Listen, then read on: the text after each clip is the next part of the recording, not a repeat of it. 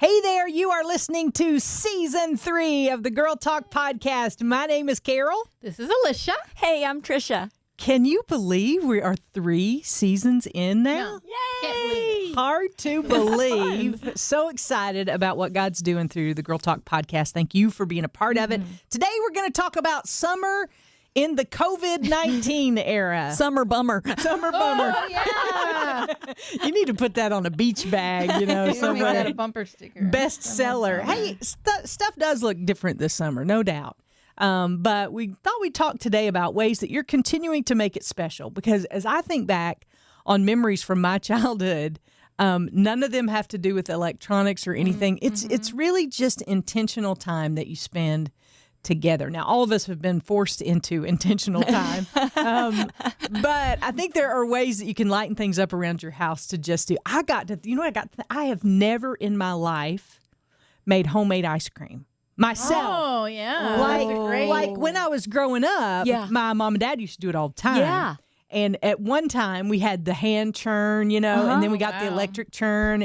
But my dad loved. Making yourself sound old, I know. Carol. Oh, no, I'm right with you. Churn. I'm telling you, it was. And we had one of those. When they milk the cow. And it was so much fun. We did not have a cow. We did not milk it.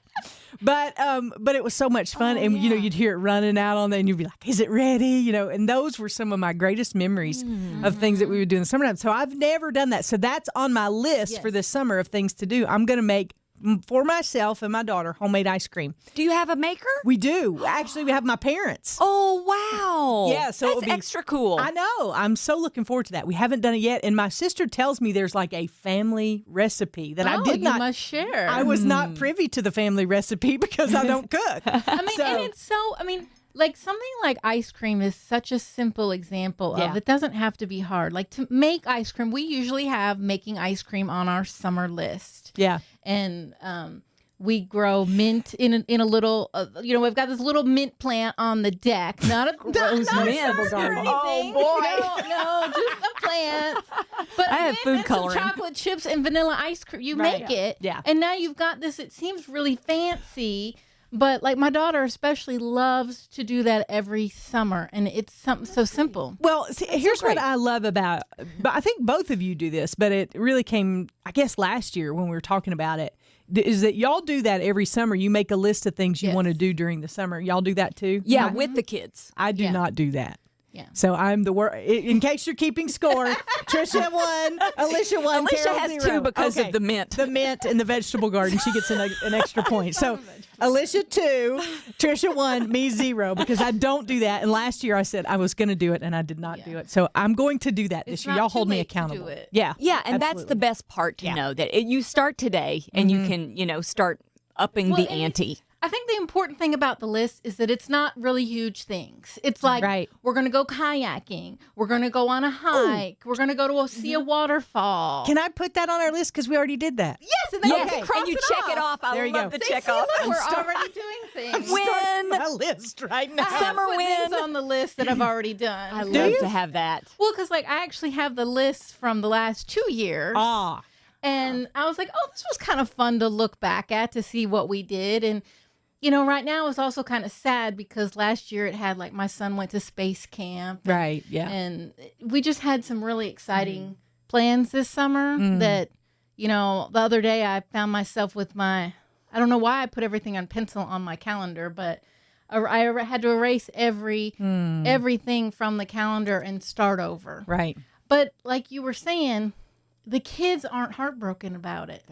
They don't mind hanging out at home all summer. They don't mind, they're getting some more game time, but they're going outside. They're taking the dog for the walk more than they used to. And we're finding more simple things to do and things that are free, frankly, that are right here in our backyard. Yeah, and don't involve a lot of travel. That's kind of how to make it the non bummer summer is by letting them tell me what they want, because I feel like, it's not going to be so exciting for you. But when they tell me that what they want to do is, go to the water, the splash pad. Yeah. Or they want to go to a hike for a waterfall. Then I'm like, okay. Because in my mind, I'm thinking they want Disney World or they want, a party that they can't have. But that's not true. So that's why I always involve them in making the list, because it's much better when they give the good ideas. Well, isn't it interesting that our expectations of what we think they want and actually what they want are so far apart? Absolutely. Mm-hmm. I mean, I didn't even think of that until you just said that. And I was like, wow, my expectations of what I think they want and what they actually want are really so far apart. And when I was a kid, we didn't have we didn't go on big vacations. Right. I mean, summer was just being in the backyard. Right. And I loved summertime. So I think we've built up all of this expectation and what we're supposed to do because, like Tricia, the other day you were saying we only have 18 summers. Yeah. And I say about that. I can't stand that because it makes me so anxious. It doesn't inspire me. It gives me the feeling of defeat. So I'm going to try to focus on this summer and this moment and this day and what memory can we make today. Yesterday we ate outside. And they were so excited because we had corn cobs outside and we had a little bit of ice cream, again with the ice cream, but it was outside and we told ridiculous jokes. And they, if you can imagine, and they thought that was great. They thought that was great. And we did it because last week we did it. They said, remember when we sat outside and told ridiculous jokes? Let's do that again. They called them dad jokes. They're really more mom jokes. But, but that was to them a great memory. And so great. Let's go with that. Yeah, absolutely. I think our kids surprise us on so many levels, and one of those is their expectations are not what ours are. And we don't have to give them big, elaborate things and vacations. Sometimes it's just sitting out in the yard. And I think maybe this year, we've had to slow down. And with school being all at home, and we don't know what's going to happen in the fall yet with school, I just want us to enjoy some downtime. They don't have to turn in assignments. They can just kind of be kids, and because we don't know what's going to happen. And it's no matter what happens with school, it's going to be a very anxious time for the kids and for parents. And in the summer, it's free. It's all this freedom that we have just to hang out and be family and have picnics. And so I'm trying to seize that moment and say, okay, we are just going to enjoy this for whatever it is. It's not the big thing that I thought it was going to be, but it can still be fun. Yeah.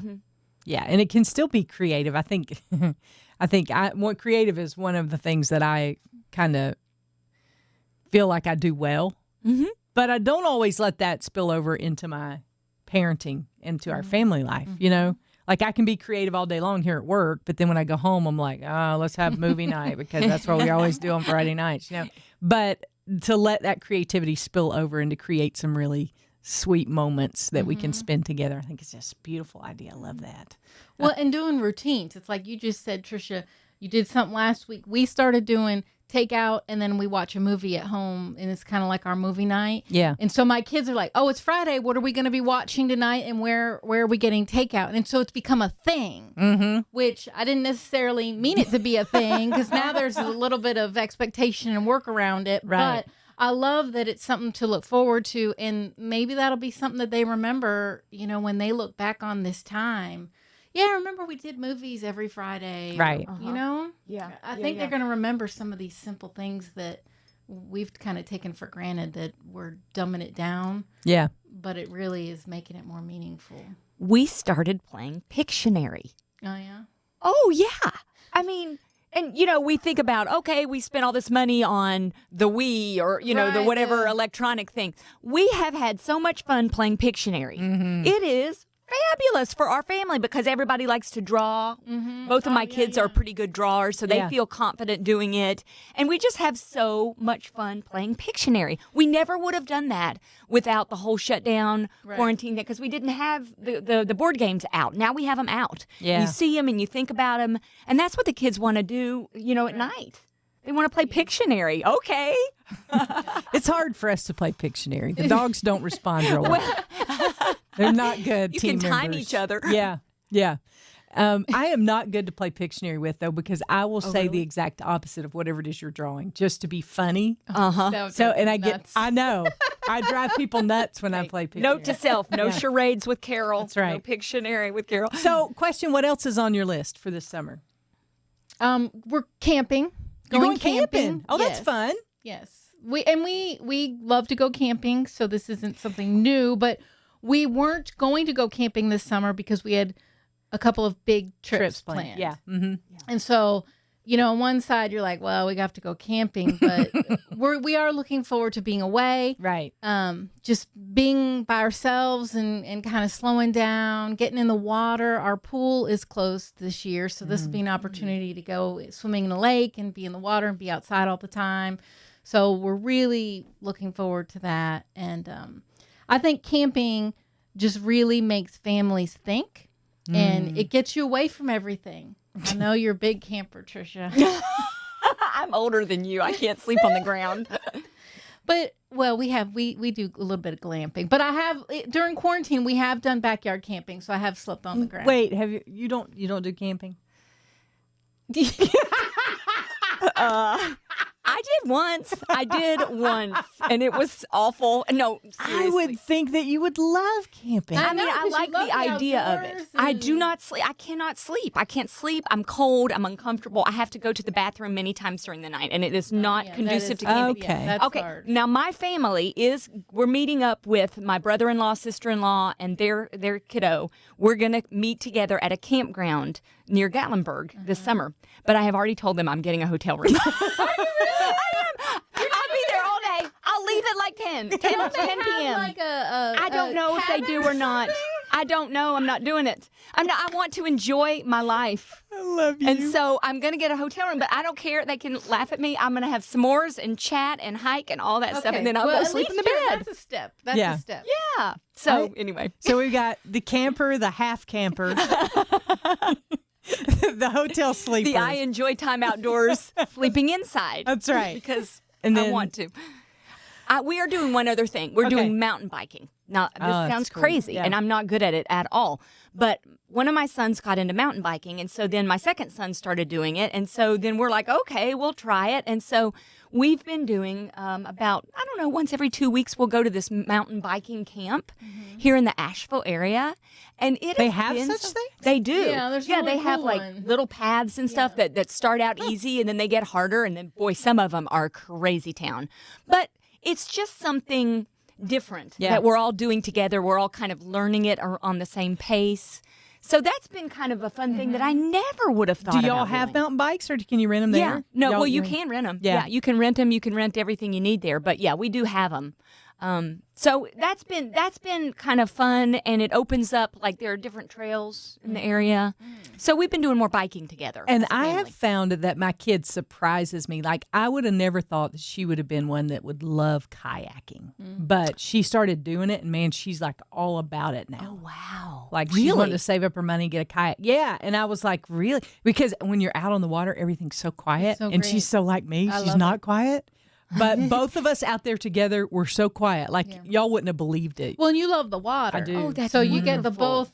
I love kayaking, and that's something that we've got to figure out when we're going to do that. Yeah. That's a wonderful thing to do. I wouldn't have thought about that. Yeah, it really surprised me. I thought she'll do this for 10 minutes, but like 2 hours later, she's still out on the water, just floating around and going different places. These are gifts that God's given us, I think, throughout this whole time, because it's stretching us and causing us to look beyond what we've been typically doing and throwing money at it. Yeah. Instead, we're taking a little more time and we don't you don't have to do big things. I've always thought that, and it gets hard sometimes when you see other people. Oh, they're doing this or they're doing, and we're just going whatever. But this kind of leveled the playing field, and nobody's really doing big things. We're all at home playing board games and puzzles, and it's like, okay, I have a lot of stuff to do at home.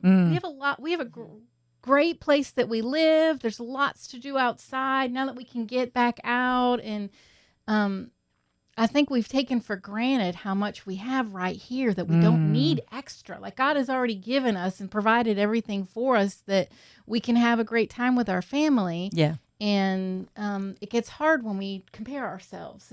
So without that taken away, I feel like it's given me a new sense of, okay, this is what my family enjoys doing. And it's okay for me to just do these things. We don't have to do other stuff if that's not what we like. you know what you're making me think about? You know how they say, let your kids be bored? Yeah. Because when they're bored, they'll be creative and they'll think through things and they'll go outside or they'll play in nature. They'll do something. It's kind of like God said, You can be bored for a minute or two. Right. You're all grounded. Go to your rooms. Right. But it's true. It's helped us kind of come out of our box and appreciate simple things more. Yeah.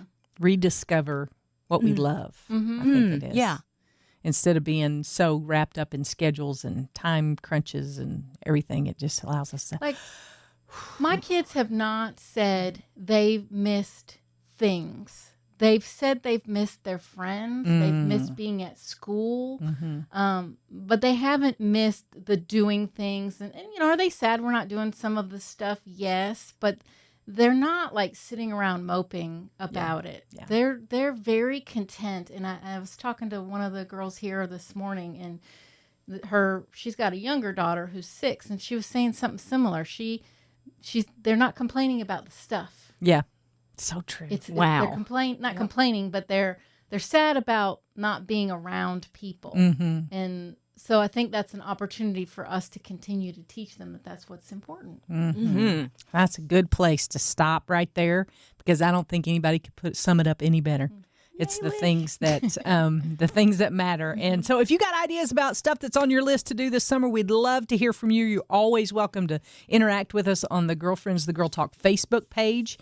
Go on there and comment. You can send us an email. We love getting emails. I'm telling you, we do the happy dance whenever we get an email. We have a little book that we keep them in. It's like a scrapbook. Yeah. It's like our baby book of Girl Talk. We get an email, we throw it in there, and we would love to add yours to the list. You can email us at girltalk@thelightfm.org. I tell you what, it's been a lot of fun to gather with you girls again, and we'll see you next time we get back together here around these microphones for the Girl Talk podcast.